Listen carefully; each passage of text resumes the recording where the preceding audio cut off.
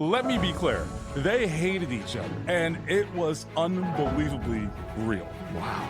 You've got Ed Reed, you've got Clinton Portis, Frank Gore, as well as McGahee. ESPN offered me a job in 2017. It was the Miami Dolphins beat writer. You're thinking, who didn't take that job? That had to be a wow, pinch me moment. I have never seen the city feel that way. I walked out of that arena 2 hours after a game, and the streets are packed. That was a great feeling and just such an incredible time to be alive. Good morning, good afternoon, good evening, wherever you are. However you may be listening, thanks for tuning in to the Get Indiana Podcast Network.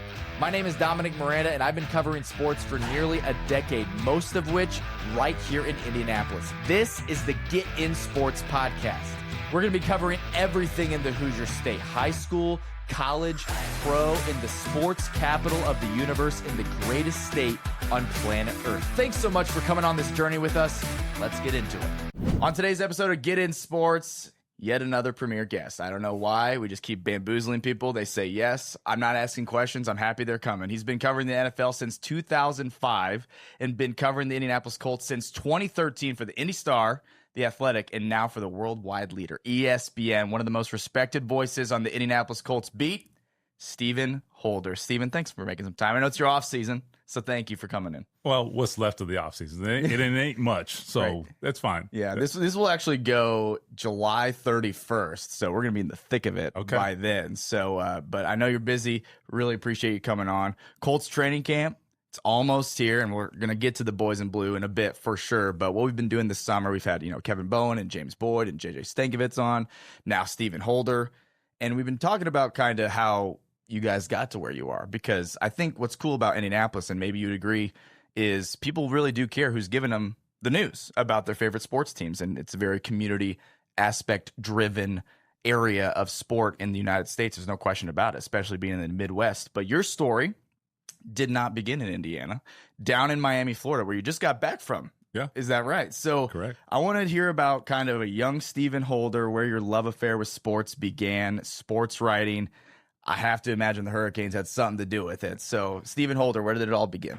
Yeah, I mean, I was kind of a typical kid, just loved all sports. I mean, baseball, football, basketball, you name it. I remember a defining memory. So I grew up in Miami. My parents they immigrated here from the Caribbean before I was born. So I was first generation American, so I've gone to school my entire life, as an American kid. I just learning soccer like now as an adult, which is crazy because like my dad would sit there and watch soccer on Univision, and I'm like, this is stupid. But anyhow, yeah. So I was like, I was a kid growing up in the 80s in South Florida, so like I loved the Dolphins, and Dan Marino was like my hero.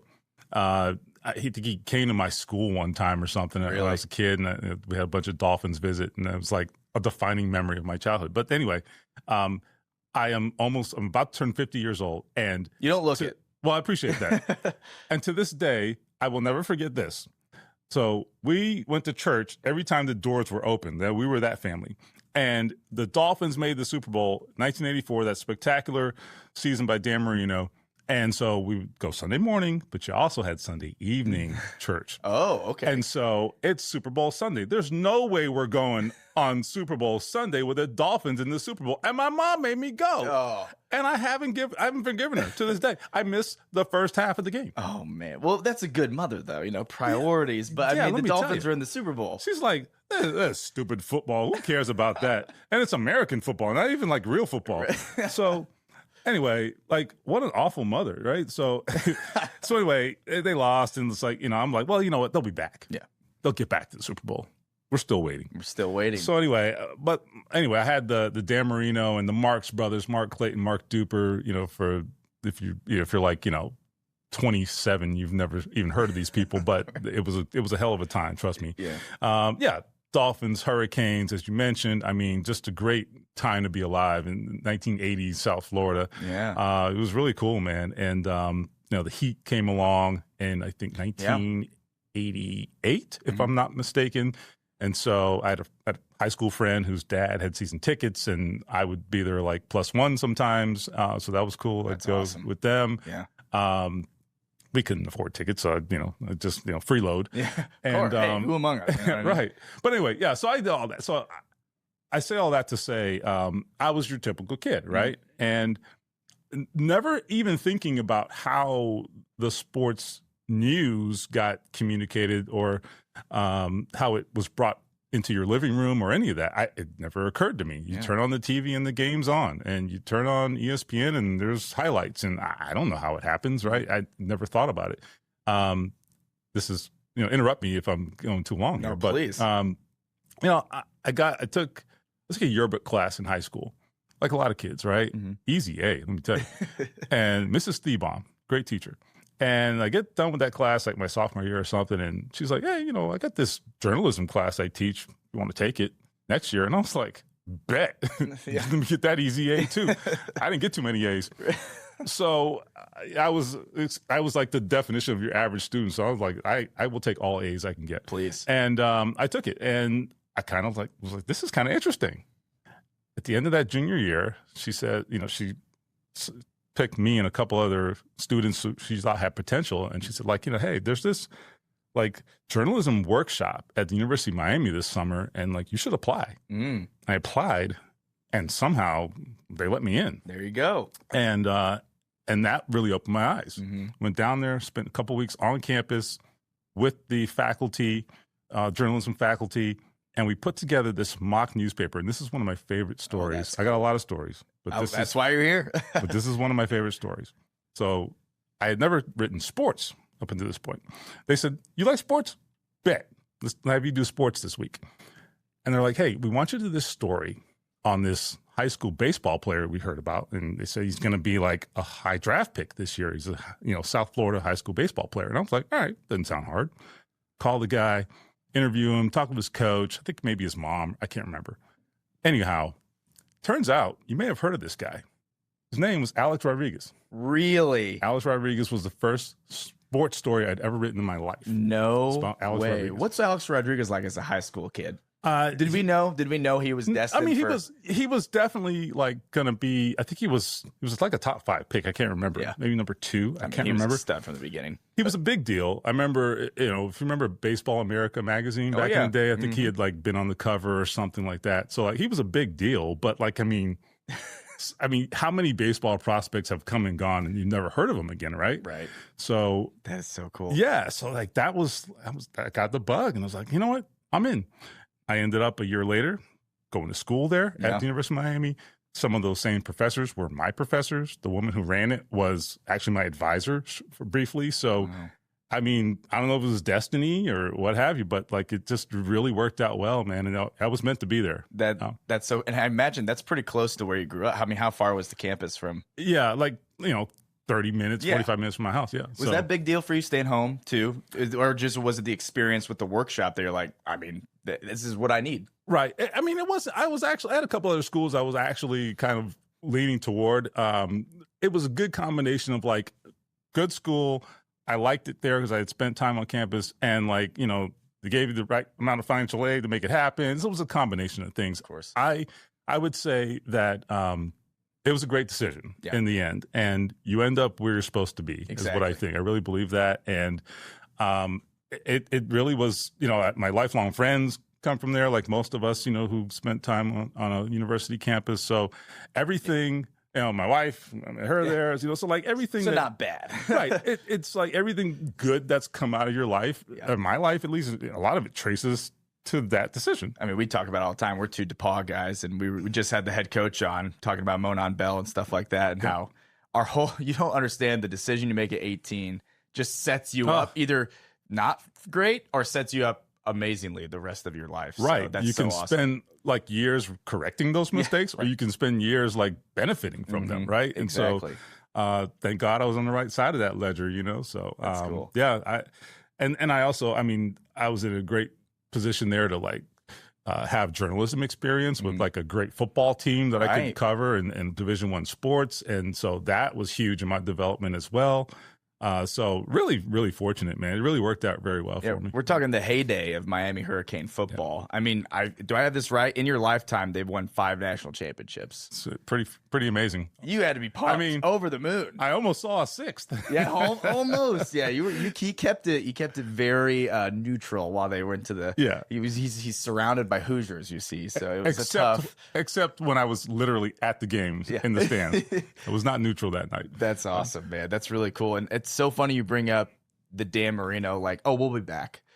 What a lesson of championship windows and how hard it is to get that done. And you covering the NFL for 20 years, you've probably seen it all. I tell people that all the time, sports fans, right?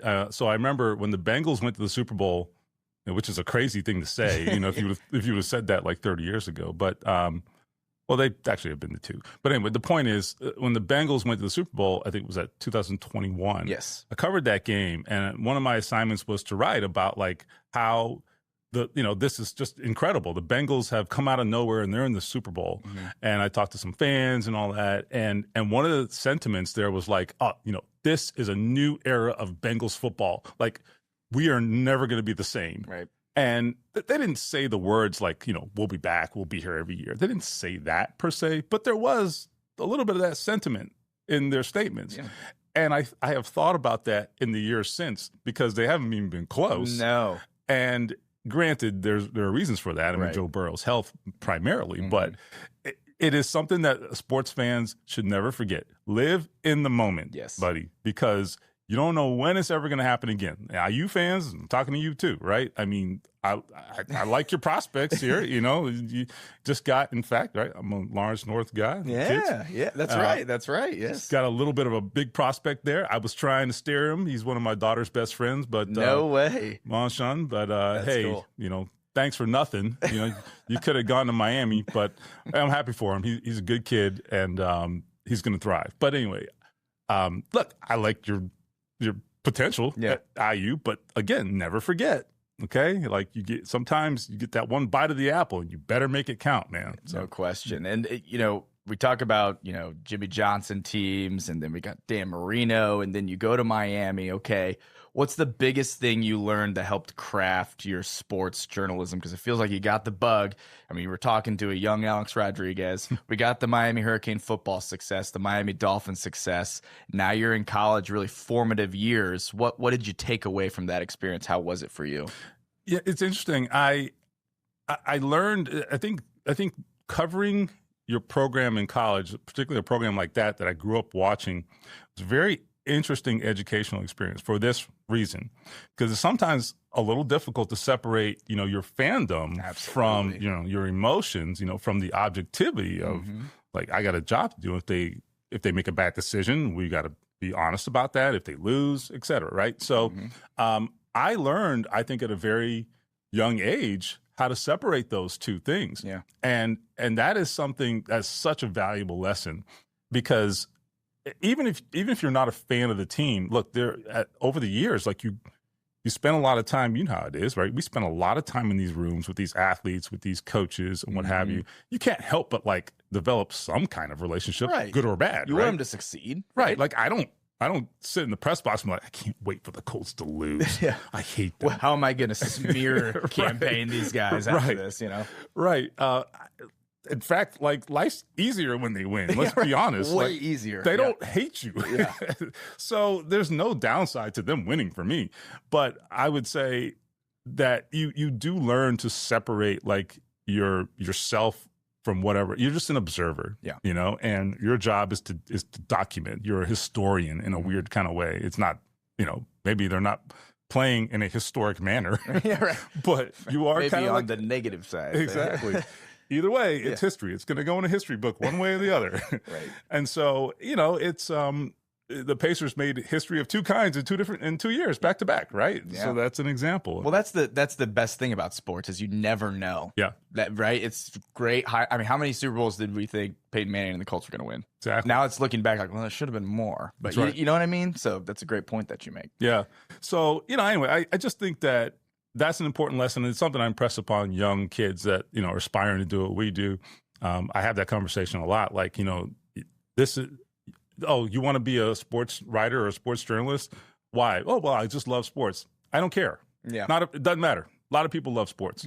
That's not the point. And I am very bold about that. And sometimes it's jarring for them. I'm like, oh, you like sports? You know stats? Well, good for you, smart guy. Who cares? It doesn't matter. That's not what's going to make you good at this job. Right. What's going to make you good at this job is being able to understand the context and see the bigger picture and understand what you're seeing in the context of the entire season, or in terms of whatever the storylines are, right? It's bigger than just you missed the layup and they lost the game. It's usually bigger than that, right? What is this? What are the ramifications? Is there a trend? Those kinds of things. Right. And you have to be able to look at it in that respect. And doing that requires you to take your emotions out of it. You have to, yeah, or else you will be clouded. I mean, I grew up a massive Colts fan, and immediately when I got here, I'm like, all right, we got to check that out the door, because as much as I wanted to win, it just does not help you. It doesn't help the way you formulate things, the context you bring to it.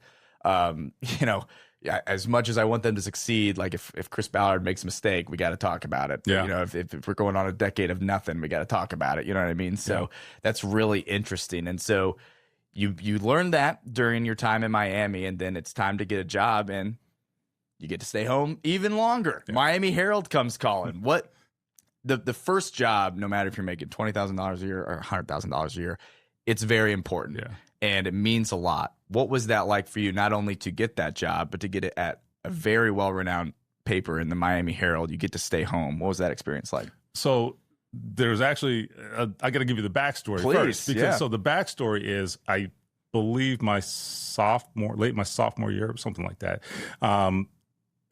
I got an opportunity. I had actually been working at the Miami Herald throughout college. Okay, nice. Making very, very little money, to be clear.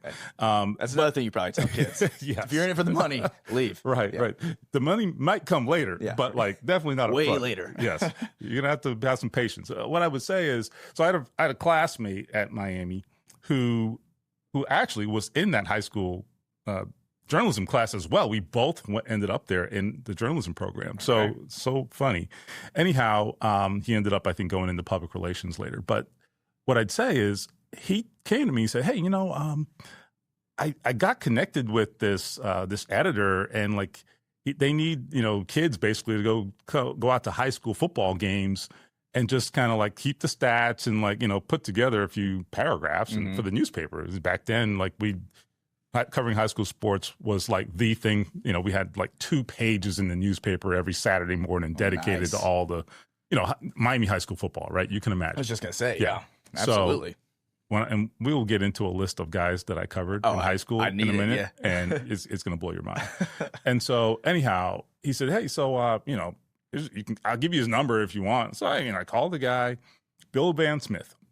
I called the guy, and he's like, "Well, you come down here, one day, and we'll sit you down and see if you're a good fit." So I go down there, and he's like, "All right, I think I took a spelling test, I think, literally." And he was like, "Okay, you did okay. You can spell, so you're qualified." I was like, wow. Put together a few sentences. Yeah. And, he knew as a journalism student, so I wasn't like a moron. Right. And so he's like, well, I'll call you within the next few weeks and we'll put you to work. So that Friday night, he called me. He's like, hey, we got a guy sick, and I got a football game that's uncovered. And it's an hour from my house, and he calls me. Kickoff's at 7. He calls me at 6:15. Oh, jeez. I'm like, what? I've never done this before. Right. He's like, don't worry about it. Baptism by fire. Do your baby. best. Yeah. Just do your best. And I went down there and I made chicken salad out of something, man. I found a roster and tried to get caught up. Who scored that? The first 3 touchdowns. Yeah, right. And you get there, it's 21-0. It really was, And so I made it work. And I'm sure the stats were, a joke, but you cobbled it together, and it made the paper the next day. And that was the start. And he called me the next week and the next week after that, and it never stopped. And so by the time I got out of college, I had interned for the Associated Press as a news reporter, and they had offered me a job, and a full-time job, benefits, the whole thing. So I was like, well, duh, you take that. Yeah. For news, though? It was going to be news. Oh, okay. They'd probably do some sports, but my full-time gig was going to be news. And I didn't hate that. I enjoyed doing that too, which was incredible experience. there's amazing stories there too, but we only have so much time. But I would say I was going to take this job, and I tell my editor, like at the Miami Herald, hey, I think I got to do this. It makes the most sense. And he's like, you're going to leave? I was like, well, guys did give me a full-time job. Right. Yeah. So, and they actually were like pissed I was going to leave. And I was like, I didn't know that you liked me that much. Right. It was like, finding out a girl liked you. Yeah. Like way more than she let you. No. And so I ended up staying, and they gave me a job. It was like, well, that was easy. Yeah, right. It's like early learning the negotiation. Like, oh, I just had to tell you that I had this other job. I was like, man, so all I had to do was get another job. Yeah. Okay. Anyway, so yeah, I ended up staying, and I was covering like high school sports mostly, and some our local colleges, and FIU pre-football. Oh, FIU. I see. Yikes. And then within a year or so, Miami football really just started taking off again after probation. Right. And they're like, I think we need to add some coverage here. So they had me go over there and be a second person on that beat. Yeah. And they just took off. And the first year they lost one game, the 2000 season. And then I think they beat Florida in the Sugar Bowl. And then the year after that, they just went on that historic run in the 2001 season, which I firmly believe is the best college football team of all time. What an experience. I was just going to say, I mean, that is, I mean, name some of the guys. I mean, who we got there? It's like, well, first of all, if you go back to the 2000 team, and I've done this for stories over the years, go back and look at the roster from the 2000 Miami Hurricanes. That's kind of the starting point of that run, right? Right. It was 2000, one loss, 2001 national championship, 2002 back in the national championship game, which ended with that interesting call in the end zone. Anyway. Not better. So if you go back to 2000, I believe 37 of the 80 scholarship players got drafted. Wow. Over the next 5 years. That is insane. 37 guys. That's crazy. 40% of the team got drafted. More than that. It's insane. 45% of the roster got drafted. They had, I don't remember how many first round picks were, but it was well into the double digits. There's a number of Hall of Famers, and I can't even remember, but Andre Johnson's there. You've got Ed Reed. You've got, not a Hall of Famer, but Clinton Portis, Willis McGahee. Frank Gore gets there, and he is like the third string running back. And he's like, this sucks. And he tells the running backs coach, like, no, man, I didn't come here to sit on the bench. And he's like, buddy, this is the University of Miami. Right. This is the U. And so he tells Frank, he's like, and Frank Gore has told me this story personally. He tells Frank, look, man, I'll tell you what, if by the end of training camp, you can learn all of the protections, all the pass protections in the playbook, I'll think about playing you. And he's like, all right, I'm in. Got to challenge guys like that. Yeah. 2 days later, he calls him. I'm not kidding. He calls him at 11:30 at night. He's like, Frank, is everything okay? And he's like, yeah, coach. He's like, you told me to learn those protections. He's like, I learned them. So I want you to quiz me. He's like, man, go to sleep and we'll talk tomorrow at practice. But I appreciate it. And that was his way on the field. That's so awesome. Incredible story. Yeah, it looks like Sean Taylor was a freshman on that team. Kellen Winslow Jr. was there, I think in 2000. Jeremy Shockey. Yeah. Kellen Winslow, you just said. Oh, my goodness Philip gracious. Buchanan, who was another first-round pick. I can't even remember them all, but it was incredible. Crazy. It was incredible. Ken Dorsey was on that team. How about that? I mean, what a master's degree for you. Just Brian McKinney. I mean, it was incredible. I mean, and they're good players at the time, but you clearly don't have the perspective, right? Just like Alex Rodriguez, you didn't know, but then it takes years later, okay, that was awesome. Yeah. What I got to do, right? So what were the best guys? Who were the best guys you covered in Miami high school football? Okay, so great question. So I mentioned Andre Johnson. So Andre Johnson, I covered him in high school, just not specifically, but among the players that I personally covered, Andre Johnson. I remember his team. So you remember Roscoe Parrish, who was a little slot receiver for the Bills, right? So Roscoe Parrish was the quarterback at Miami Senior High School, which is a legendary basketball program. Udonis Haslam and guys like that came through there. So Miami Senior High School, not a football power, basketball power. they were like, this kind of okay football team. Their quarterback was a first-round pick, okay, Roscoe Parrish. Okay. Wide receiver is Andre Johnson, and this team couldn't even get out of the first round. That is Miami high school football. That's insane. And so I remember covering them in the playoffs one year, and I'm like, well, they got a shot. They got those two guys, and they lost in the first round. Wow. So anyway, those are two guys. Frank Gore, I mentioned him already, is one of the most prolific high school athletes I've ever seen in my life. Just different. He, I believe, broke the Miami-Dade County rushing record as a senior, and I think he broke Najee Davenport's record. So Najee Davenport was drafted by the Packers and played at the University of Miami as well. Was a prolific high school player. So I think he broke his record. There were, just name it. It was incredible. I mentioned Willis McGahee. It's at Miami Central. It goes on and on and on. It was really incredible. I need to go back and make a list because I'm having a senior moment and forgetting. That's okay.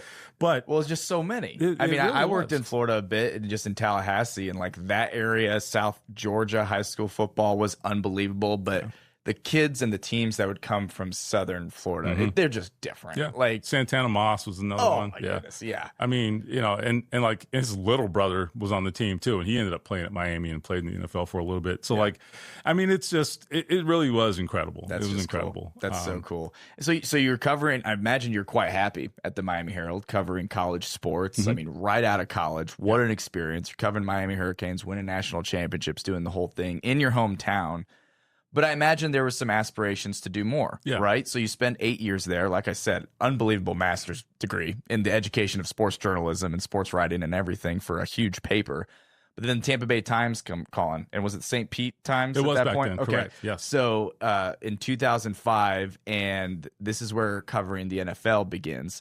So was that hard to leave home? You were still in Florida, but the chance to cover professional sport, professional football, I imagine, made that decision a little easier. Maybe. Yeah, so it's an interesting situation. So after covering college football, I actually covered the NBA. I had a hand in the NBA as well. And so I did that for about 3 years, kind of on a part-time basis. And so I was kind of, juggling football, college football, and I would kind of be the second man on both of those beats, right? But, you're still immersed in it while you're in it. And then the football season went in, and I'd go over and dive in on the Miami Heat beat. And so I loved covering the NBA. A blast. Really? A blast. It's the most fun I think I've ever had. That's cool. But there was a very clear delineation, it's NFL and then NBA, right? There's just no question about it. So I did to have, this day, right? Yeah. I had aspirations of covering the NFL for sure. I wasn't maybe going to do anything about it immediately until that phone call came, but it definitely it was something that I aspired to. So so I definitely took that opportunity. I will say before we go on, some of my favorite times were covering the NBA. And why is that? Well, just the interpersonal relationships with the players. It's so unique. Yeah, they play so often. It's unbelievable. Right? My last year on that beat, we had second year Dwayne Wade, and Shaquille O'Neal had just been traded to Miami. Yeah, covering Shaq is one of the single most unbelievable experiences I have ever had in my 27 years. Wow, what just the star power? Or Shaq was he's exactly who you think he is. Okay, first of all, and just the down to earth nature of this guy. Despite him being this huge icon, larger than both physically and actually, it's so cool. I don't even know if I should tell this story. I have so many Shaq stories. The first one is this. All right, so he was coming off of that situation with Kobe, where they had fallen out. They hated each other legitimately. But I don't know, right? I wasn't there, right? So I'm is this real? Do they really hate each other like this? Yeah.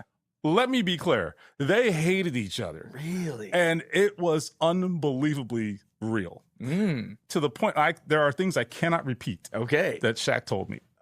Literally cannot repeat. Not on this. Just clashing egos, or just? I think so. I think that was part of it. And they were very different people. Oh, yeah. So Kobe was on all the way on 100 all the time, every single day.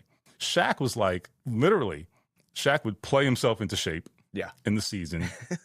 And like, in October 15th, he'd be like, oh, my ankle kind of hurts. I think I better get a scope, and he's like, practice free throws. Nah, they're overrated. And so how many points he could have added to his ledger. Exactly. So, Shaq was like, I'm going to enjoy life. And Kobe's like, there's no life outside of basketball. And so anyway, I remember I was very happy that they reconciled before Kobe his untimely passing. And they really did reconcile as far as I know. And that was real. So I was very, very happy to see that because I was like, oh, he really hates this guy. It was a lot of that. It was the two egos. I think it was definitely a real thing. The other thing, he had this weird obsession with like Bill Walton.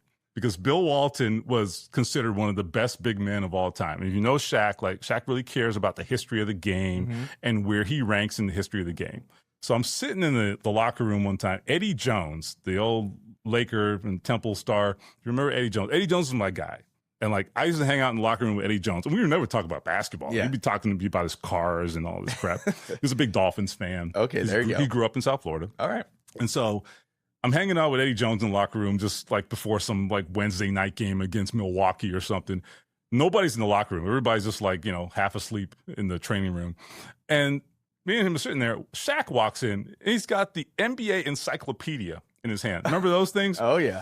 And he's got all the stats, pre like, all these websites now that have all this. And he's got this NBA encyclopedia in his hand and it's open to Bill Walsh's. I'm not Bill Washington. It's open to Bill Walton's page. Yeah. And he walks over. He's like, you see this? Like, Bill Walton, career stats, 12.8 points, 11 rebounds, and something. And he's like, this is BS. He's in 50 greatest players of all time, Hall of Fame, all that stuff. He's like, you know why? Because he's a white boy. Jeez. And me and Eddie look at him like, huh? Like, what do you want us to say? Right. Yeah. So, I mean, it was just stupid. So triggered about it. It's like, he doesn't deserve this just because he's a white boy. And I'm like, well, you are crazy. Yeah. And literally, I was like, Shaq, relax. I literally said that to him, like, Shaq, relax. Yeah. And no, he was unbelievable. I love that guy to this day. He is like, he's in my top 3 or 4 all-time personalities I've ever dealt with. I love the guy. And just a stud. Also, I mean, like you said, Kobe outworks everybody. Everybody knows all the stories about Kobe Bryant. And then Shaq just physically dominant. Like, whether he's in shape or not, he's going to bully you in the post and just dunk all over you. Yeah. So, again, sorry for the tangent, by the way. That's incredible. Please, you keep them coming. But you have the Miami Hurricanes stuff.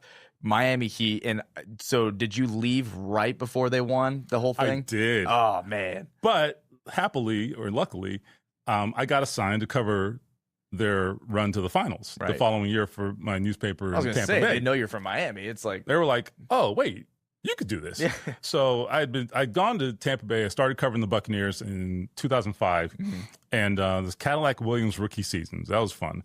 I think he was offensive rookie of the year that year. So anyway, so the 2005 and 6.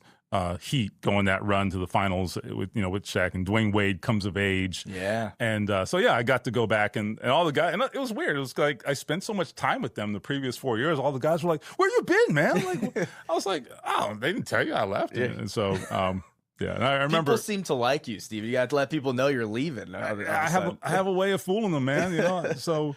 I remember, like Stan Van Gundy it was the head coach when I left. I remember he called me and left me a voice and was like, "Man, I didn't even get to say goodbye to you." And so like, it was cool. Like they were good guys, man. Like, Dwayne was awesome. I loved covering Dwayne Wade.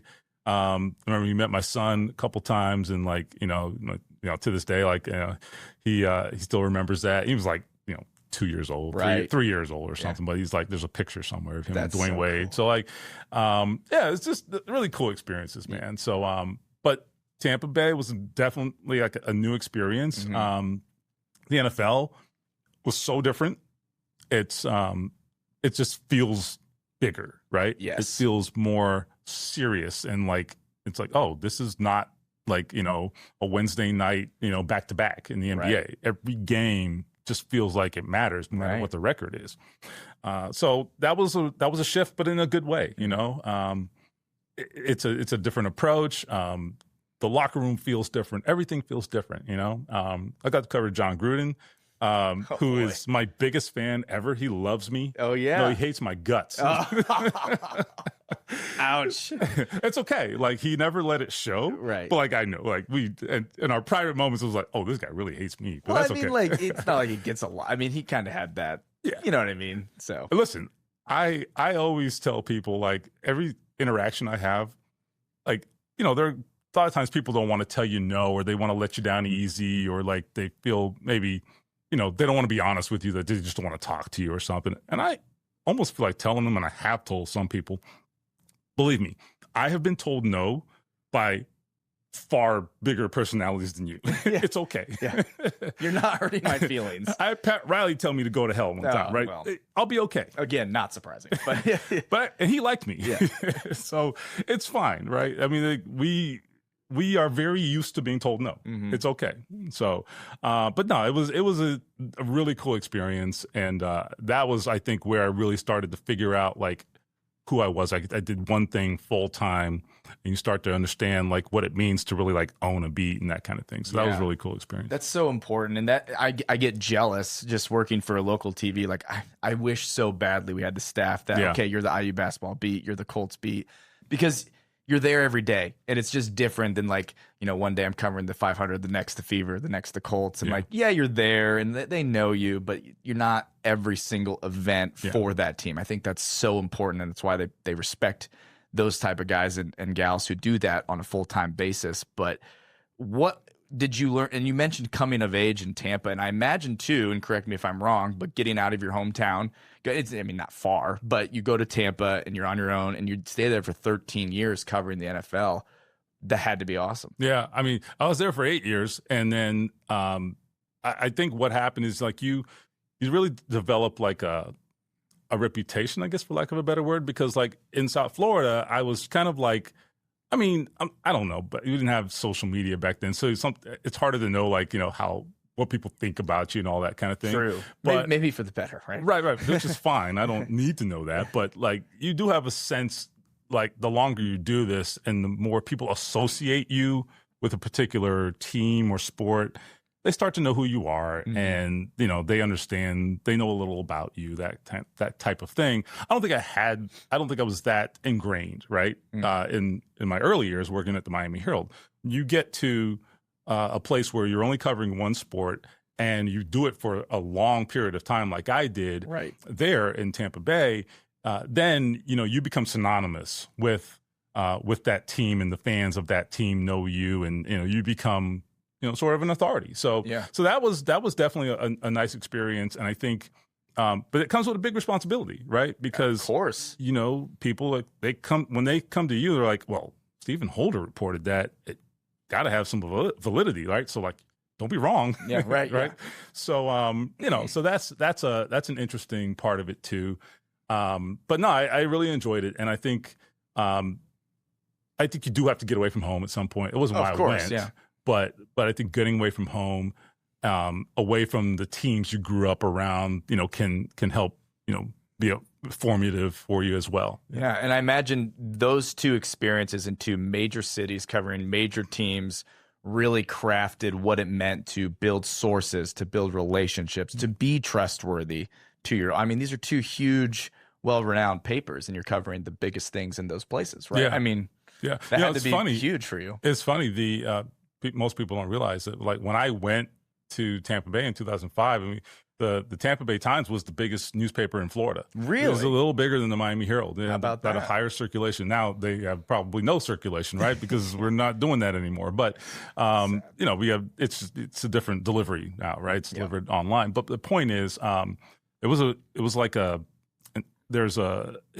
terms of reputation, that newspaper had a huge reputation in the industry. So it was a big deal to, like, work there. And, you know, they have, like, numerous Pulitzer Prizes, the whole thing. So like, it was a big deal. And, like, there was a little arrogance there. Like, when you worked at, like, the management was like, well, you know, you're pitching a story to us. Well, we've got to vet this, you know? I'm like, hey man, like, I'm the guy on this beat. Like, I know what I'm doing, right? You know, but trust me a little bit here. But that's okay. That was fine. I think, but that was, I think that's good too, going and working in different places. And here's something too that I think is applicable to anybody can relate to this, no matter what industry you're in. When you work somewhere when you're young, particularly in my situation, right? I was a college kid when I walked in the door at the Miami Herald. Right. So I don't think you ever lose the little kid reputation a little bit, right? I mean, I did good work. I mean, they sent me all over the world, right? Yeah. So like, it wasn't like they thought I was a joke. But I mean, I covered the NBA finals, I did all that, right? But at the same time, when I left and now I'm going somewhere at, I think, like 29 years old, now you're looked at like, oh, well, you're a grown man when you got there with a resume, right? And so you're viewed differently, you're treated differently. And I noticed that. And I think that was a very interesting, like, social experiment that I didn't intend to be a social experiment. Interesting. Yeah. So I think, if you're someone who's, whatever industry, if you're in business and you start working somewhere when you're really young, your first job, you're going to be seen differently in the second job, because now you've got a resume, you've done things, like you have people, you have references, all that. It's a very interesting thing. So that was like a random lesson I learned through that. That's awesome. Yeah, that's so cool. Miami, Tampa, then the Hoosier State comes calling. So what made you leave the confines of Florida, where you grew up, where you had this awesome reputation, and you come to Indianapolis for the very first time? Talk me through that. I think I lost my mind. I was like, sure, yeah, I love winter. Come on, man. So, all right. So I had kind of gotten a little stagnant in my career. Which is not a bad thing necessarily. You want to grow, right? You want a new challenge. Right. And nothing had really kind of like worked out. And, there had been some staff cuts and stuff. I was like, well, let me just keep an eye open. So I even looked at a job covering the Patriots at one point. It wasn't going to work out. Cover your ears, everybody. Yeah. So, but I mean, I was like, well, I heard this Tom Brady guy's pretty good. I bet that job is interesting. So, could you imagine? Yeah, Jeez. right. So anyway, that didn't pan out. And I didn't really want to go to Boston, to be completely honest. And so there were a couple of things I talked about and just, just couldn't really, come to fruition. And then I was like, all right, you know what? I'm just going to stay. We're good. I'm not mad about that. I'm 3 hours from home. And then one of the editors from the Indy Star calls me. And this is one of my editors from the Miami Herald, ironically. He actually took a job up here and was running the sports department at the Indy Star. Okay. He calls me. He's like, hey, I've been looking for a Colts reporter, and, people have recommended you to me. Your name's come up a lot. And I'm like, really? I was like, yeah, lose my number. I ain't coming. It's like, I didn't say that bluntly, but I was like, he's like, why don't you come up and talk about the job? Come meet everybody. And I was like, I don't know, man. I was like, and I actually didn't give him an answer right away. And even for like a visit. And I was like, I can't imagine. Like, I was like, there's no way. I don't know anything about Indianapolis other than those times I'd come in on road trips, covered the game, and gone home, right? Which was many times, but or the combine, right? I mean, I had never been outside of a square mile of downtown Indianapolis, right? So what the heck do I know? And so I remember my wife was like, well, you always told me, just don't write off job opportunities right off the bat, because I had given her like speech before. And she was like, well, you're doing the same thing. And I was like, oh, shit. Women are always right, guys, especially your wives. Like, come on, you got to listen to them. So I was like, all right, you know what? If you want me to take that trip, I'll take the trip. And so I came, and they really sold me on like, we have a vision. We want to make this about you. Now, I don't feel like I'm an egotistical person, but we all have egos. Of course. And so they were like, see you on a billboard and all this. And I'm like, we want you to be our expert. And I was like, me? And so, I think it was much more of a business decision than a personal decision. I'll be clear. Like on a personal level, like there was nothing drawing me to Indianapolis, but it made a lot of sense professionally. And it was also, there was also this like curiosity, for me and my wife. We'd never lived anywhere outside of Florida. I'm not saying like I would have picked Indianapolis out of a hat. It was definitely like a professional decision, but it was also like, this could be like an adventure. It'd be interesting, you know? And who knows? We don't even have to stay. We'll probably just be there a few years and then we'll just come back home. Literally, that's what we were talking about. Now, 13 years later. Right. So anyway, I come and they put on the squeeze and I end up taking the job. And again, I come here not knowing or thinking this is going to be a long-term thing, but it ended up being a fantastic professional decision, the best one I've ever made. Doors have opened for me. I've now, as you laid out earlier, I've worked for 3 outlets in one city, which is literally impossible in journalism. How cool is that? Right? I mean, that would be like you working for 3 of the 4 or 5 affiliates in the city. Right? That doesn't happen. That doesn't happen. Come on. 2, maybe. Yeah. That's it. And so, yeah, it's just somehow it's worked out. And it has been really interesting. One of the things that sold me on coming to Indianapolis, I've been talking a long time, so feel free. No, I love it. Okay. No one wants to hear me talk, Stephen. Come on, man. Well, nobody in my house listens to me, so I'm not used to this. See, this is safe space. So one of the things that drew me to Indy was, and I could tell this pretty early on, was that the sports fans were more invested. So Florida is a very interesting place. You have a lot of transplants. Yeah. You have, take Tampa Bay is all transplants. Yeah. Okay. Like, so go to a hockey game in Tampa. And a very successful franchise, by the way. For sure. Yeah. One of the best. Yeah. I would say half of the fans are rooting for the other team because they're snowbirds. Right. Or, they're playing the Canadians, like the traffic in Tampa in like December versus June is like night and day. Everybody knows this. It's like, oh yeah, the traffic's bad. It's winter time. Yeah, snowbirds. That's hilarious. And so like, who is your fan base? Who is your audience? Right? It's a very complicated thing. Same thing in South Florida. It's a very interesting thing. Like the natives like me are like now few and far between. So it's the place everybody moves to. Right. Indy, like, you're here because you want to be here, and this is home, generally, right? I'm the exception here, people like me. And that informs how you digest your sports coverage. Yeah.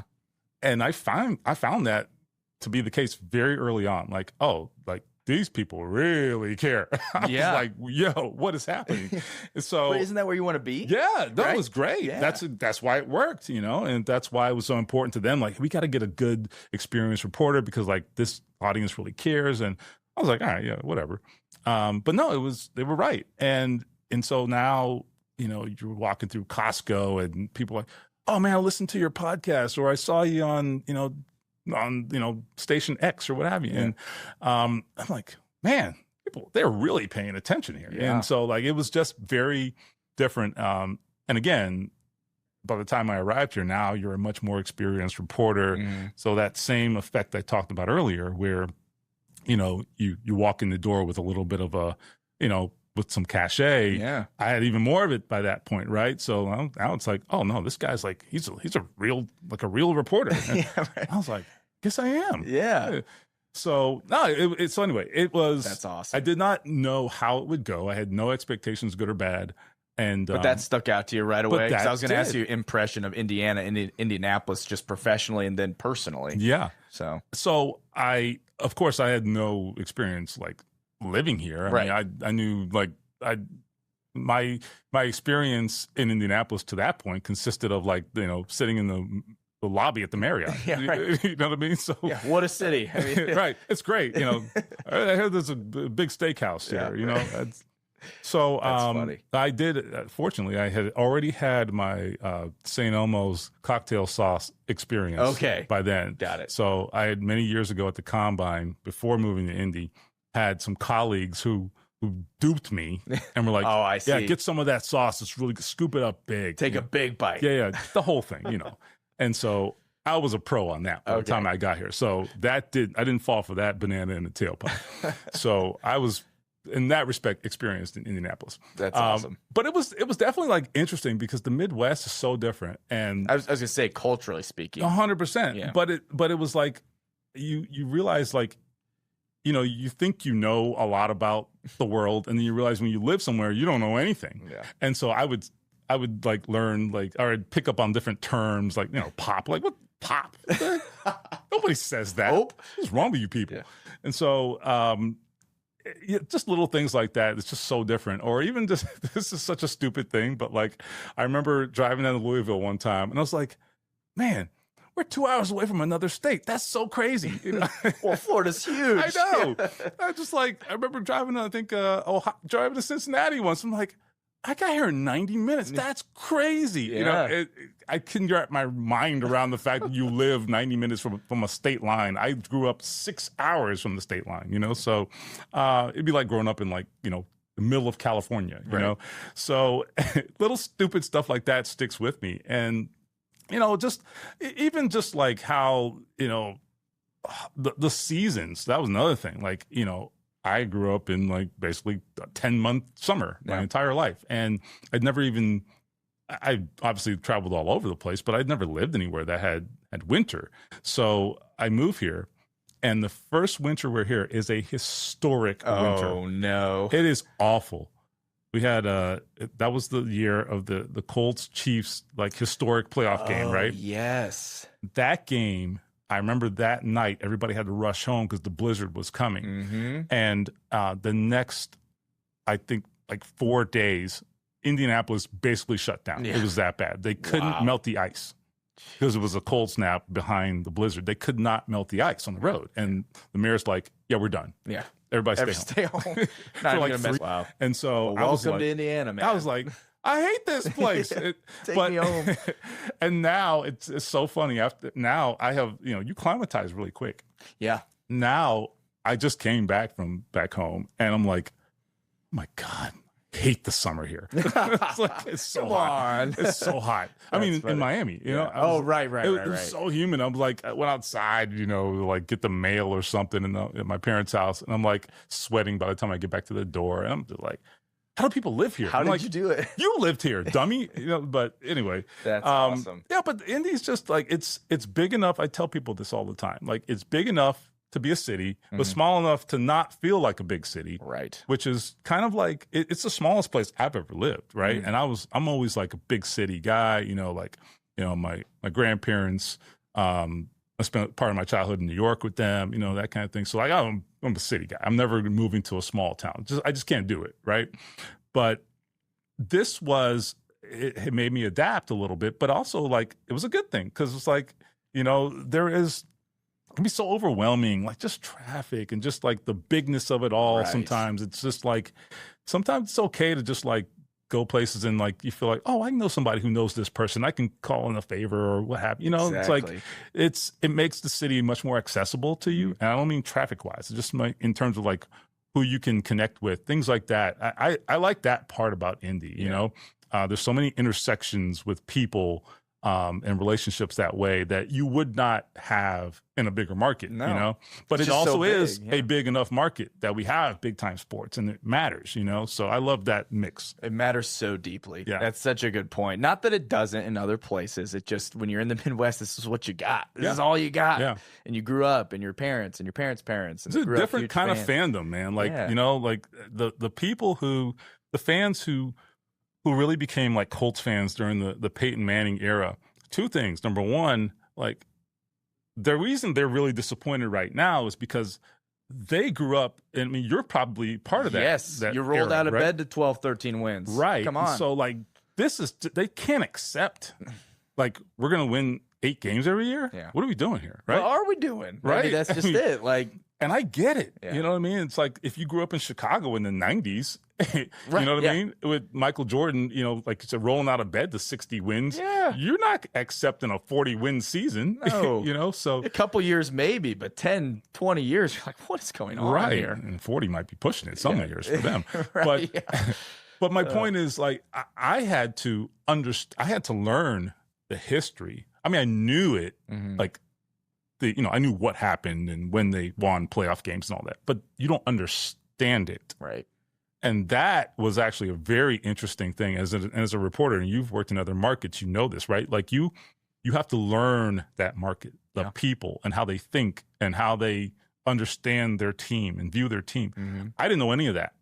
And so I really had to learn that because I showed up and I'm like, 10 wins? What's it mad about? You know? Yeah. I'm like, oh, I get it now. Like, they're not used to like just making the playoffs, you know, like, and so that took me some time, I think, to really understand. And I mean, there's always mitigating circumstances and explanations, but that's why it's really good that you interact with people and that you listen to the people, because that's how you learn what makes them tick and what they're thinking and how they're viewing it.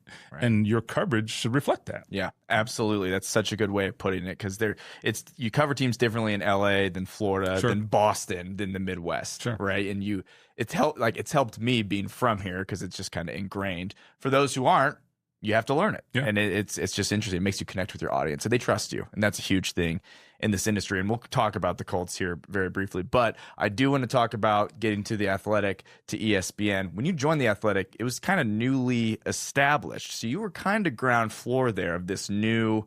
I mean, I remember when The Athletic came, I was like, this is awesome. This is because it was the coming of age of kind of the going away from the newspaper to viewing online. And like, I've been an Athletic subscriber forever. It's awesome. I listened to you and Zach Kiefer all the time. That was fun. Playing video games in Florida. Like, oh man, it'd be cool to work in Indy.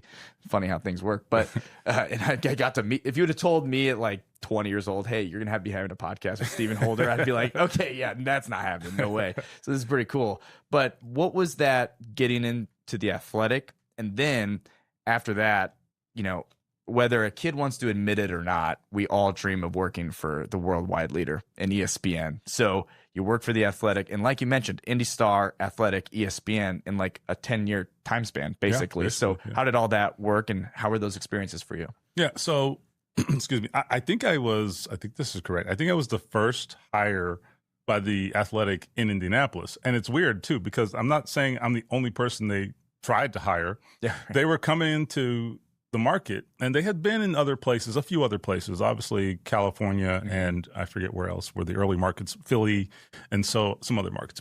And it was working there, right? But it was, if you didn't live in those markets, it was just like, you know, very nebulous thing. Like, right. All right, what? Exactly. You know, you didn't know. It's like, do I trust this? Like, what it gonna work? Is this national? Is this, you know what I mean? They decided, they had identified Indianapolis as one of their new markets, and you know, they were calling lots of people in the market to, you know, gauge their interest, and everybody was like, "Yeah, I don't know about that." And they called me, in fact, as well. And I can admit this publicly now. At first, I was kind of like, "Yeah, I don't believe in this. I don't know if I don't know if I can. I got a good gig here. Like, give on.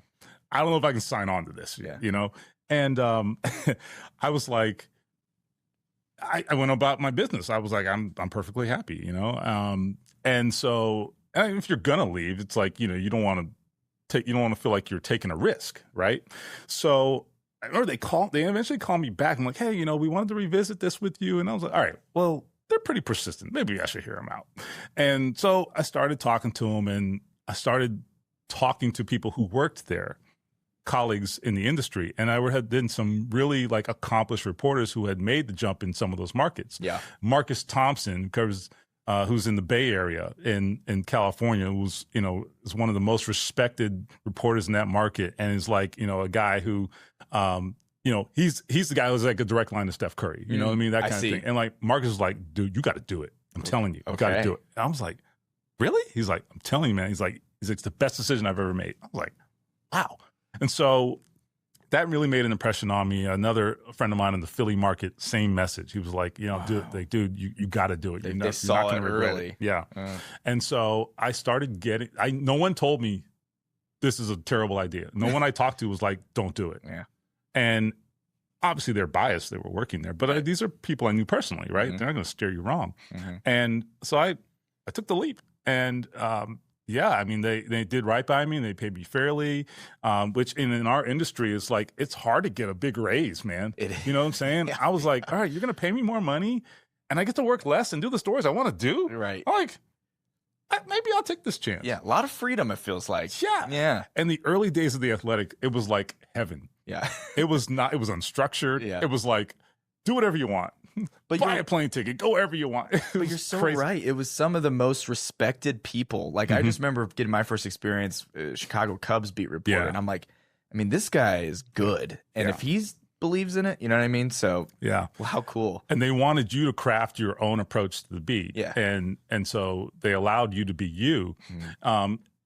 granted, everything that as it gets bigger, it gets more structured, right? So it's not the same today. And they did the right thing. They have to scale. Of course. Right? So I understand it. And New York Times has a different approach, all that. It's still a great outlet. It really is. I would work there tomorrow. I love it. I left on great terms. Very difficult decision. I love all the people there. I have nothing bad to say about The Athletic. I mean, what they did for sports journalism was incredible. Because at the time they did it. Yes. Right? Because it was such a pivotal time where, newspapers were trying to reinvent themselves and doing it poorly.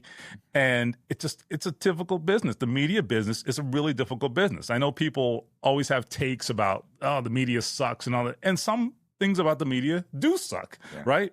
But I think generally, I think what we do is really important. And I think it plays a bigger role in your life than you even know, whether you realize it or not. And you want the media. You want the media to be a part of your life. Believe me, even if you don't think so.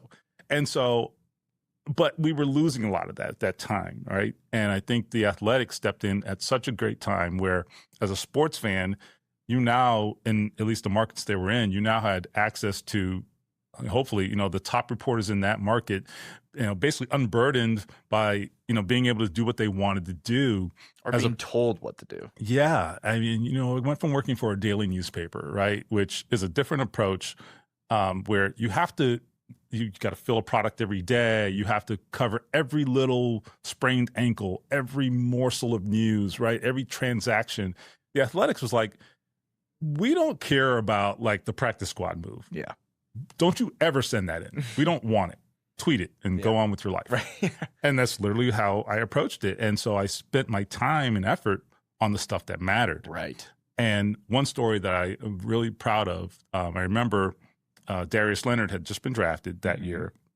And no one knew anything about him because he played at South Carolina State. And, we saw this rookie, the first day of training camp, his rookie season, swear to God, he drops back down the seam in I think cover 2, and Andrew Luck throws a laser down the seam to like whoever, T.Y. Hilton or somebody, and he goes up and takes it out of the air, makes a leaping interception on the first play of 11 on 11 in training camp. Yeah. And we just looked at each other like, oh my God.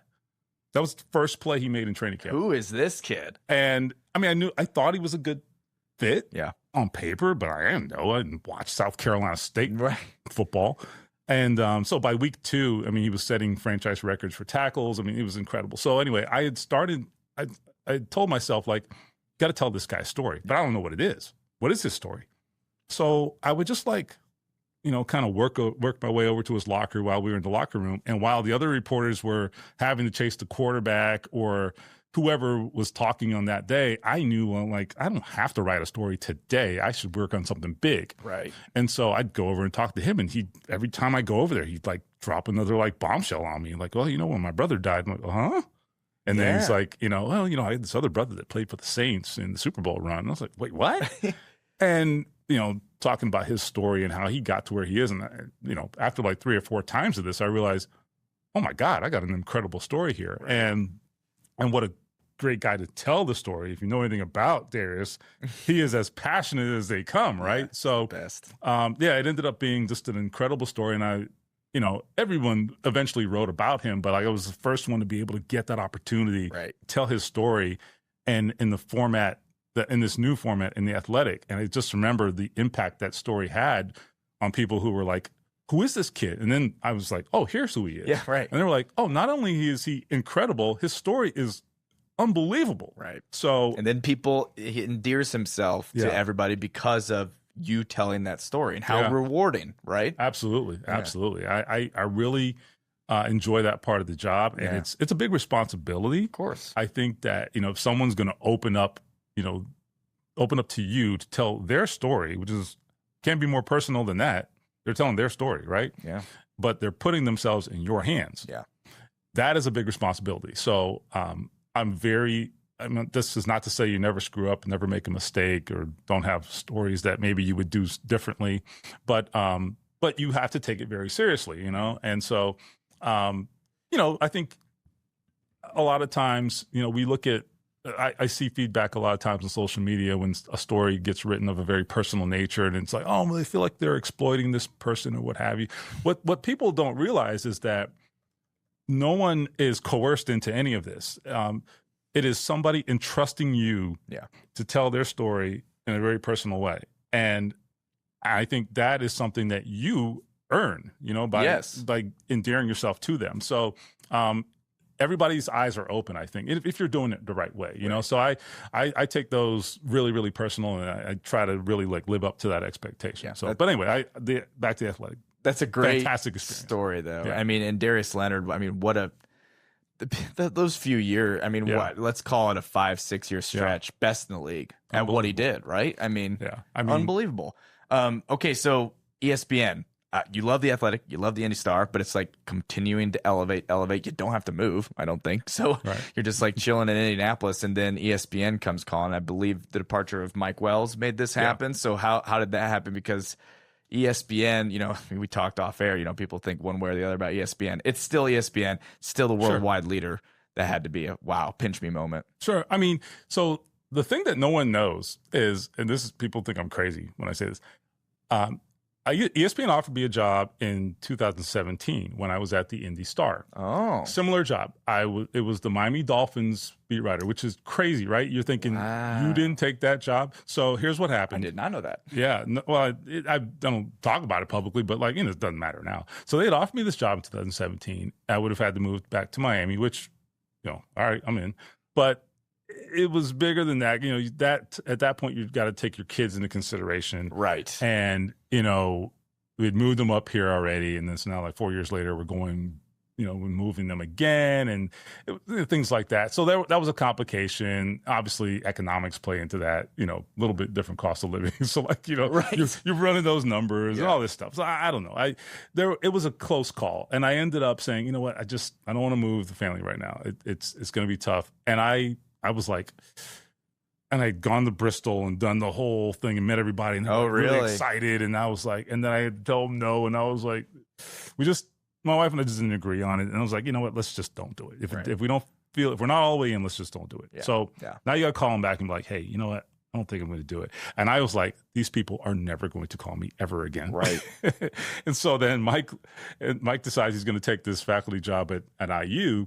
And I've known Mike Wells at this point for 20 years. Oh, really? Because he was an NBA guy too. Hilarious. So we've known each other for years, have a lot of the same friends. Yeah. And so he calls me. I'm at the Super Bowl in LA. I'm at the LA Super Bowl. And he calls me. I'm getting ready to go to the airport on the way home. And he says, hey, I'm giving you a heads up. I'm probably going to take this IU job. And ESPN is probably going to call you.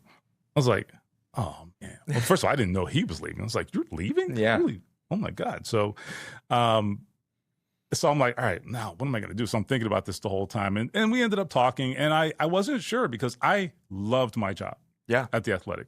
When I say I loved it, like it was the best job I'd ever had. Wow. I mean, I was covering the Colts, but I also had this role on the national staff as well. That's why I covered the Super Bowl, and I did all kinds of things, draft stories, all sorts of, features, et cetera. And the goal was for me to maybe do that full time even, right? And leave the Colts beat behind. I actually asked to remain involved with the Colts. Oh. They were actually migrating me to a different role. And I was like, well, I'm here and I have all this resource. Yeah. I was like, I still want to keep my hand in this. So they were like, all right, that's fine. Zach Kiefer was still with us. I was still working with Zach at the time. So we both, were able to tag team and so forth. So anyhow, so I was not necessarily blown away. I'm like, I love ESPN, but I'm like, I don't know, what am I leaving behind? Right. And grass isn't always greener. Right. And so ultimately what it boiled down to was, I think, number one, it is ESPN. Right. And that is the bottom line. And I was like, there is so much opportunity for growth at ESPN. Now, it's hard to grow at ESPN because you're a small fish in a huge pond. Mm-hmm. I was this big fish in a small pond before, working for a much smaller organization. But, I think... I don't think my life would be any different one way or the other. There was no bad decision, right? Right. But I would say being at ESPN has gone a long way in terms of credibility. Yeah. Which is And I think the people I've been dealing with for many years, like, it didn't affect that, right? Like, they, I have agents and coaches and players who I've known for 20 years and, like, didn't change anything for them. Yeah. But if you don't know who someone is and it's like, all right, I'm calling you about a story or some news development, and then I'm reporting about it on SportsCenter, and you make that connection, like, oh, yeah, that's that guy. Okay. And so, like, that happens. I remember Shane Steichen did this thing with me when he first got hired. We had, like, pizza and beer with him just to kind of, like, introduce everybody. Yeah. It was arranged by the team, and it was, this is the kind of thing that happens from time to time. And so we have pizza and beer, and we're going around the table, and everybody's introducing themselves. And it gets to me, and he's like, oh, no, I know Steven. He's on SportsCenter. Because I was like, gee, you're trying to embarrass me. I think that's awesome. Yeah, so I think we've been in the middle of the Jonathan Taylor hold-in. Oh, jeez. So I was on a lot. Yeah, I was like, oh, I bet you know who I am. Bet you're tired of seeing me. Yeah. So anyway, so I didn't. Again, like I said, it wasn't a slam dunk, and it wasn't. There was no wrong answer, but yeah, I think that it has really. It has given me different challenges, right? Of course. I have. You're much better at the broadcast aspect of this than I am, because that's what you do, right? I have been in front of many, many, many cameras. So I'm not, being on camera doesn't bother me. Right. But it's different when there's, when you just do analysis. I worked for Fox 59 for 4 years and it's on a part-time basis doing, their pregame and, various other roles there. Just sort of a freelance basis. And I loved that, right? I got to give my opinion and, I was their expert, right? Yeah, right. And so I was like, this is easy. But actually, what's different is when Scott Van Pelt sits there and says, all right, well, let's go to Indianapolis. Go, Steven. Talk to us. Yeah. Huh? What? And so now you got to tell the news, and then, as opposed to just telling them what you think about the news, you've now got to explain what happened and why and who said what, and it's you got a minute and 15 seconds to do it, right? So that is a really daunting thing that you have to, like. It looks easy because the people you see doing it on TV are really good, right? But it's terrifying. It is terrifying. It's terrifying, and now it's not terrifying anymore. I could be a lot better at it, but like it's second nature to you. It becomes second nature, but you're always improving, all the reps. So it's a pretty cool thing. Like, it gives you another challenge. Yeah. Even this late stage of my career, so that's awesome. So that part's cool. That's so cool, man. You do a great job. I mean, seriously, like I've said, I've followed you for years. I mean, you're not that old. All right, I am, actually. I got into sports at a young age. Okay. But that's really cool. And wait, you want to know how old I am? I have covered 2 generations of Pittmans. Oh, is that right? Michael That's right. Pittman Tampa Bay Sr. and Michael Pittman Jr. Wow. I am old. Well, let's talk about that. I mean, you've covered the Colts for a long time, and it hasn't exactly been sunshine and roses. There's no question about that. From Andrew Luck's retirement, Jonathan Taylor hold-in, Chris Ballard. I mean, this mediocrity we're experiencing right now. What has it been like? I mean, just to put it simply, covering the Indianapolis Colts. I mean, is there an easy answer? Probably not. Never a dull moment. Yeah. I would say it is interesting. Even my bosses at ESPN, they acknowledge, like, the Colts are not a marquee team for us, right? And I'm not breaking any news there, right? No. Like, I mean, we spent a lot of time talking about, like, a handful of teams, right? That's just the world of media, right? You talk about the things that move the needle the most. That is what it is. LeBron, the Cowboys, the Lakers, Josh Allen, Patrick Mahomes, et cetera, right? So whatever. That is just how it's always going to be. And there's a reason for that. I know it sucks if you're a fan of another team. The reason for that is it's a method to the madness. People respond to it. We measure everything. We have focus groups, metrics, the whole nine, right? So anyway, there's an acknowledgement, like you're just kind of like one of many teams, right? They understand that, which is why they involve me in a lot of other roles in the NFL as well. Right.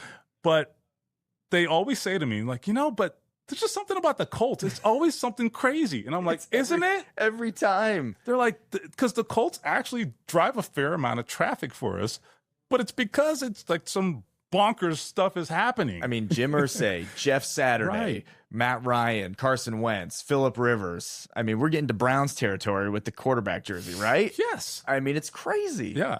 So, But it keeps you on your toes. it does. So they're like, that's why we got to have somebody good on the Colts, because the Colts are crazy, so that's what covering this team has been like, from my first year on the beat, right? There was I mentioned the Kansas City Chiefs playoff game, right? I mean, you can work a long time and never see a game like that. The second year there in the AFC Championship game, we have Deflategate, which I mean, crazy, right? And so, Andrew Luck's injury is 2015. I can go every year and give you just a ridiculous, bonkers story. 2016, I don't remember what happened, but Andrew played hurt. You had Matt Hasselbeck coming off the bench and, playing. He had his own flu game. Yeah. If people don't remember that story, Google it. It's insane. 2017, insane. 4-12, right? And so it just goes on and on and on. 18, Andrew Luck comes back. They make the playoffs. They win 9 out of 10 games down the stretch. So it's never been like anything just normal. There's not a normal season. There's not. Last year wasn't a normal season. And you know it like immediately in training camp. Yeah. Right? Yeah. I mean, even this year, what in your mind is the biggest question mark this season? You have Daniel Jones. Can he play 17 games? We don't know. Anthony Richardson, that whole situation. Jonathan Taylor wants a new contract. Is Alec Pearson, maybe we'll have an answer by the time this airs, Alec Pearson, DeForest Buckner's health. Yeah. A lot of rookies on defense. Chris Ballard, Shane Steichen, question marks. Like, where do you start? For me, it's two things, and they're related. They have to recreate what they did on offense last year for this to work. I'm not saying there's not a scenario where they can't be good on defense. There is a scenario for that. We can touch on that. But I think this team, their hope is built around them, number one, having a really sharp offensive coach in Shane Steichen. And I know there's mixed feelings about him, but he's the real deal, right? You can't deny what him and Jones did last year. No question, right. And that's different than being a good game manager and actual head coach. But there are different questions. But like in terms of what he puts together, his scheme and his play calling ability, that's real. Yeah. That's real. So they've got to find a way to become. I mean, I think that coach and QB pairing is so important in this league, right? Would Patrick Mahomes be Patrick Mahomes without Andy Reid? Right. One may never know, right? Yeah. But we know that duo is a good duo, right? Mm-hmm.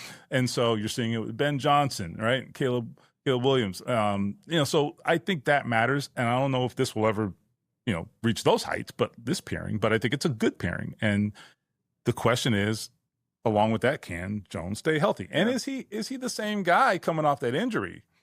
I think he's going to play for sure. He looks great. Right. Yeah. The question for me is, how does he play? Right. Right now, Myles Garrett's not chasing you, Right. And so what's it going to look like when they get into, week one? And I actually don't envision, we may have some answers on this by the time this airs, but I do not envision that he will play in the preseason. I do not expect that. Yeah. So if that's the case, we won't get a true picture until opening day. Yeah. And we're talking just 9 months post Achilles tear. Yeah, it's aggressive. That's quick, right? And OTAs, I see him sprinting. He looks good. Yes. But we're talking about a 17-game grind. First half of the season, not easy. Right. Also, and a lot of pressure on this team. And mobility is a much bigger part of Daniel Jones' game than I think people recognize. Unscripted. Yes. Someone chasing you. For sure. And I think you saw that in last year because Shane Steichen started implementing his mobility into the game plan a lot more. Not to be a runner, but to throw on the run, to move the pocket, things like that. That was a fundamental element of the offense. So you can't lose that. Is he going to have to dial that back? I don't know, right? So those are the things that we can't answer right now. And, look, there's going to be some adjustment. Like, they're going to have to do this without Michael Pittman. Look, he was not, he was not like prime T.O. last year. No. I'm not telling you that. But there was a lot of volume there. He caught a lot of balls. And I think there was a comfort level in throwing to him, all that. So, well, and he was tough as nails. Correct. He's been there a while. He's one of the leaders on the team. Same as Zaire Franklin. Is he as fast as he used to be? Absolutely not. Right. But was he a leader on that defense? 100%. Right. Kenny Moore. For sure. And so all these veterans, I think defense that's a great point. Like, they went from being a very old defense to now being a super young defense. Yeah. And, they could have like 5 rookies out there. I know. It's crazy. Aggressive. And talk about flipping the I love the guys, the players, but I also understand what rookies do. Rookies screw up, right? So they are going to have to minimize that. You're going to have to help them. You may have to simplify all these things. There's a yin and yang there, right? So it's an interesting approach for a team where like everybody's tail is on the line, to be completely honest. Everybody. I mean, everybody. And we're talking about the Ravens and the Chiefs, Bengals late in the season, the Eagles. Yeah. This is, it's tough out here. Yeah. They did. We might get some answers early. Yeah. Like this, it's not and people have viewed this team as like, they're running it back. They are, but not completely. Right. The defense is completely new in many cases, at least in the front 7. Braden Smith's gone. That's right. Right. I mean, and like I said, your second leading receiver is gone. Well, your leading receiver is gone in terms of catches, and it's going to be interesting. This is the bottom line I give people about the Colts this year. And everyone's answer for this is different, right? But like, all these questions we're talking about, that's the problem. They have a lot of questions. So many. And it is very possible that these could be answered in the affirmative. A lot of these things could work out well. But that doesn't typically happen across the board. Right. That's just not how football works. Everything works out at the same time. That's the best case scenario. Have you ever covered a team where it was the best case scenario? No. Right. So everybody's mad about something always. Even the Eagles who won a Super Bowl the year after, everything's terrible. Right. Someone's going to get hurt. Someone's, whatever. You're going to get a bad call. Whatever. I mean, there's always going to be a situation where your plans don't pan out the way you hoped. Yeah. And so they have these questions in like 4, 5, 6 different areas. They're going to check all those boxes. Right. It's just not going to happen, most likely. We'll see, man. I mean, look, I like the offense. Like, if you told me a healthy Daniel Jones, can Alec Pierce be a number 1 receiver? I mean, that's a huge question, right? He's getting paid like one. Right. And then we got Josh Downs, Tyler Warren, Jonathan Taylor. I love that. On paper, love it. Same. Can they outscore everyone they play? Not quite sure that's going to happen. But yeah. Look, I mean, we'll see. I mean, who knows? Did I think they were going to go 8-2 last year? No, I didn't think that was going to happen. Things were great. Right. Maybe I talked myself into 1 seed. I don't know. Right. Like, maybe Sauce Gardner is like prime Deion Sanders, right? I mean, like, maybe, pun intended, prime. But maybe Latu will get double-digit sacks. We don't know. All those things are possible, right? I think I can paint you a very, very easy scenario where those things happen, right? But again, what if they don't? So that's where we are. It's a very interesting team, I think, to follow in 2026. No question. All right, I got 2 last things for you before they break down the door here. Jim Irsay, covering him.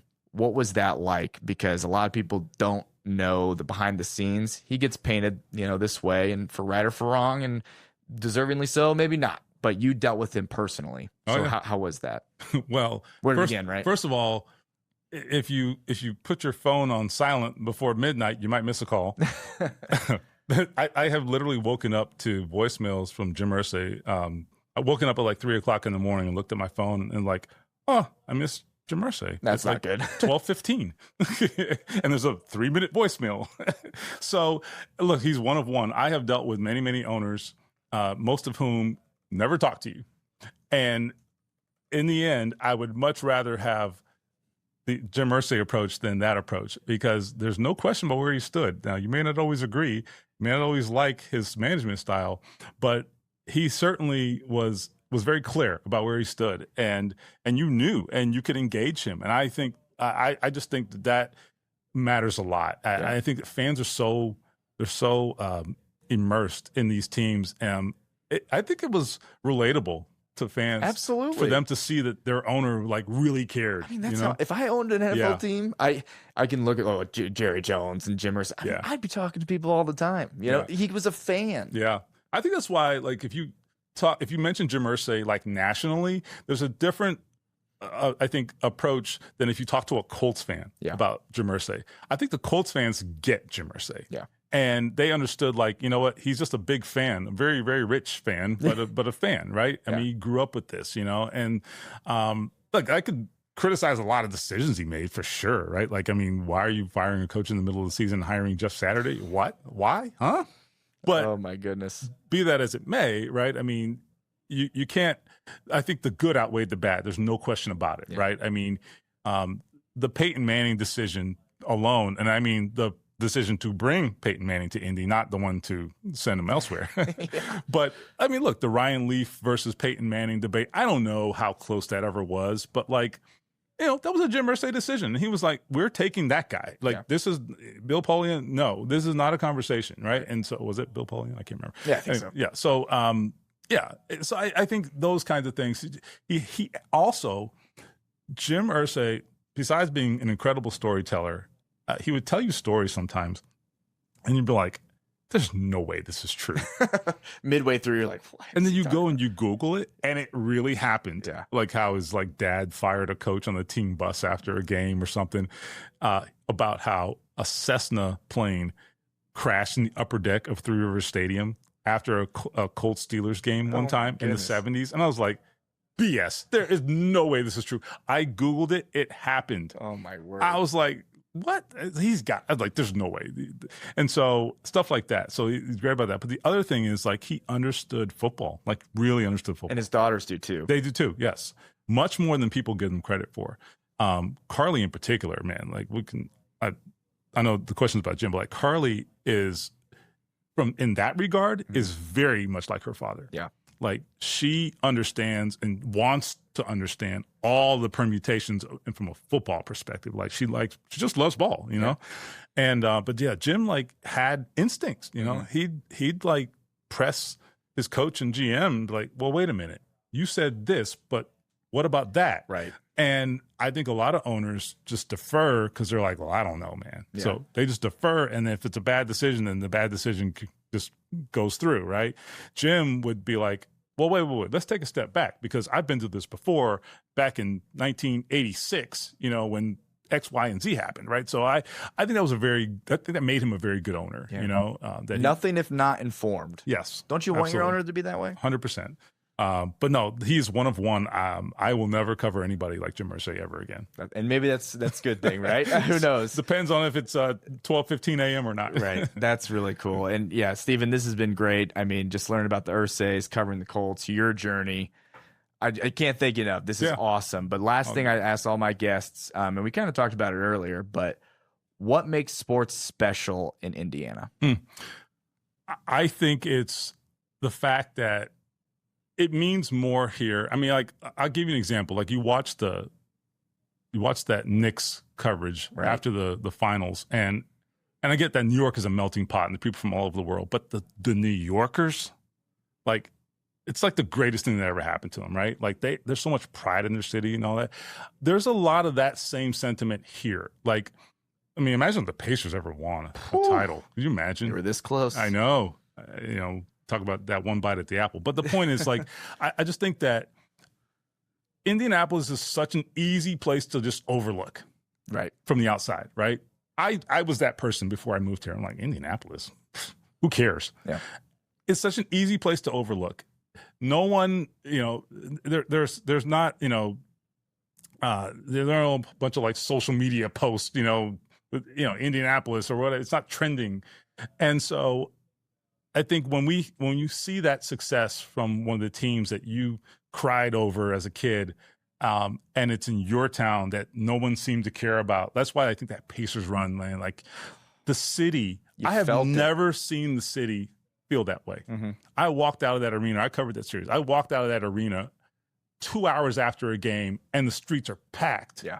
And I'm like, it's 1:00 in the morning. What are we doing? People, I mean, you can't duplicate that. I don't know that there will ever. I mean, a Super Bowl run by the Colts would do it. Yeah, but that's about it. I know. And I saw this city in a way I have never seen it in 13 years of living here. And that is it in a microcosm. That's what only sports can do. That's it. Because otherwise, in the middle of on a Wednesday night, it's a sleepy downtown, everybody's just doing their own thing, right?